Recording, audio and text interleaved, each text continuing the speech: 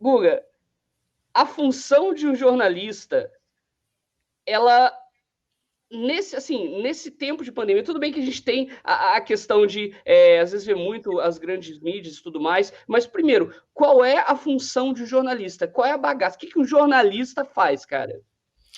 É aquele papo, né? O jornalista, ele publica tudo aquilo que os outros não querem que seja publicado. O jornalista, ele tem que estar ali para incomodar, para fiscalizar e para passar uma informação honesta, uma informação bem apurada, para tentar chegar ao que a gente chama de fato, porque o fato é o fato. O fato, ele não tem duas, três versões. O fato é aquilo, da maneira como aconteceu, com uma narrativa, com um olhar que seja...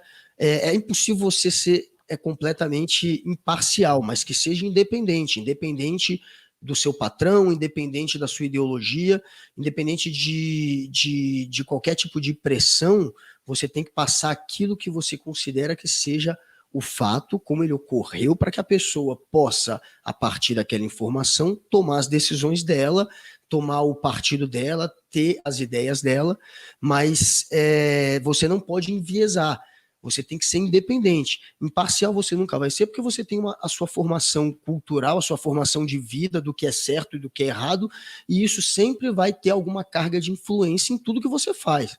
Agora, você tem que ser independente, você tem que ser honesto, e você tem que deixar de lado qualquer tipo de amarra, de viés, de ideologia, de pressão, de patrão, de dinheiro, para passar a informação mais honesta possível. E a informação mais honesta, ela sempre é aquela que incomoda. Por isso que eu comecei falando, a gente tem que publicar tudo aquilo que eles não querem que seja publicado. O resto é publicidade. Quando você está publicando, dando espaço numa mídia, num jornal, as chamadas de mídia gratuita, né? Quando é uma coisa positiva para alguém. Quando você dá esse espaço só para a pessoa se promover, você só se comportando mais como um assessor de imprensa do que um jornalista de fato, né? Então você tá ali para fiscalizar, para incomodar. Quando você vai entrevistar alguém, você tem que ouvir o que o cara fala e tem que ir para cima do que ele disse, tem que tentar de alguma maneira se contrapor aquilo para tentar tirar o melhor daquilo, para ver se aquilo realmente é o que é. Você tem que ter todo um jogo de cintura, tem que ter também um certo grau de sociabilidade. Você tem que ser um cara relativamente sociável, né? Você tem que ter fontes, mas a ideia do jornalista é essa, é ser um fiscal que publica tudo aquilo que os outros não querem que seja publicado, mas um fiscal do povo, e não do seu patrão, e não do seu interesse, sei lá, financeiro que seja. Cara, show de bola isso que você falou, acho que é por aí mesmo. Eu vejo muito, né, acompanho muito a produção de jornalismo com seriedade, né? Inclusive o Caio Coppola não cansa de tomar lapada, né? Tomou mais uma da Mona Lisa esses dias, né? De que ontem, né? Você viu essa aí? Vi. Pô, comenta um pouquinho dela então, cara. A Mona, ela tá zoeira. A Mona tá zoeira, ela tá dando umas patadas no Caio. E aí, dessa vez, anunciaram, vai ter logo mais o grande debate. Os debatedores estão ansiosos, se preparando para o grande debate, e aí ela interveio e comentou, ansiosos por parte deles, como se ela não compartilhasse da mesma ansiedade, deixando claro que ela foi essa patada, né, que você tá falando, né, de ontem, foi essa. Teve outras, mas a de ontem foi essa. E ela deu essa tirada, porque ela tem tido uns certos embates, né, com o Caio Coppola. Inclusive, ele também, talvez você esteja se referindo a essa também, que também foi essa sim foi anteontem. Ele fez um comentário sobre o título do debate, que o título, segundo ele, já induzia você a acreditar que o veterinário que foi colocado lá no posto para controlar a vacina, se ele seria uma pessoa adequada ou não, era mais ou menos esse o debate. Ele falou da maneira como foi construída a pergunta, induz o espectador a acreditar que essa pessoa ela tem algum problema já de formação, ela não poderia estar nesse posto, poderia ser ou não competente, poderia não ser competente, induz isso, segundo o Caio. E aí ela rebateu, deu uma porrada, e falou: é a mesma coisa da gente dizer que contrataram um jornalista para escrever tarja com erro de português, não sei, ela deu uma tirada também nele. E foram duas, então foi um combo, É, não foi só é, uma. Foi um combo, pá, foi um chute e uma cotovelada, um no dia, outro no outro. A Mona Lisa, eu acho que ela tá gostando de dar umas lacradas em cima do Caio. Pois é, cara, tem sido uma rotina, né. É engraçado também isso, né, cara, aí a gente entra numa questão que eu já coloquei até aqui pra gente conversar, porque, por exemplo, teve uma situação aqui no Rio de Janeiro que não vou saber de todos os meios que publicaram, mas um fotógrafo tirou, uma foto das praias daqui, inclusive eu moro em Copacabana, então eu sei que as praias estão lotadas, eu vejo isso. E aí estava dizendo que sobre essa questão. E aí veio lá o gado bolsonarista, né? E começou a dizer que não, que é fake, etc. E aí até o próprio fotógrafo veio a mostrar, não, olha só, essa foto aqui é isso. E, inclusive o pessoal tá de máscara e tal. Você chegou a ver isso? Você viu Claro, essa? isso aí foi deprimente, né? Um jornalista, muito. Um jornalista não, porque ele é escritor.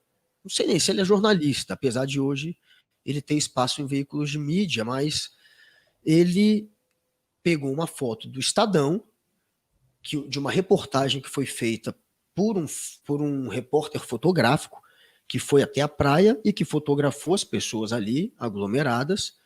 Ele pegou essa foto e disse, ele afirmou, que seria uma fake news, que as praias não teriam se enchido tanto no final de semana, segundo as fontes dele, e que aquela foto era velha. Ele concluiu que aquela foto era antiga e estava sendo reaproveitada, e que inclusive ele olhou a foto, ele num primeiro momento não percebeu, porque se você olhasse com prudência, você veria pela foto que haviam pessoas, tinha muita gente inclusive naquela foto, ou algumas, eu não me lembro se eram muitas, mas tinham algumas que estavam com máscara. Então fica óbvio que é algo que se passou agora durante a pandemia. E ele dizia que não, que era uma foto de antes da pandemia. E aí depois pegou mal para ele, aí ele meio que tentou voltar atrás, mas mesmo assim ainda continuou no sapatinho, né? Ainda continuou com o nariz empinado, porque ele falou: ah, pode ser que eu tenha sido leviano, porque realmente a foto é desse momento de pandemia. Porém, eu conversei com as minhas fontes que asseguraram que não tinha tanta gente na praia. As fontes dele asseguraram isso. E para ele bastou, né? Incrível.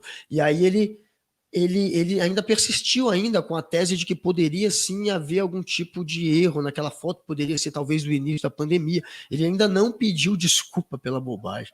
Ele e o que ele falou depois foi reproduzido ainda, que teve algumas mídias que continuaram tratando essa reportagem, essa foto do Estadão como fake, e não é fake. O Estadão, inclusive, deu uma porrada, né? Falou não é fake, deu uma porrada no jornalista, que foi o Fiuza, e ficou por isso aí.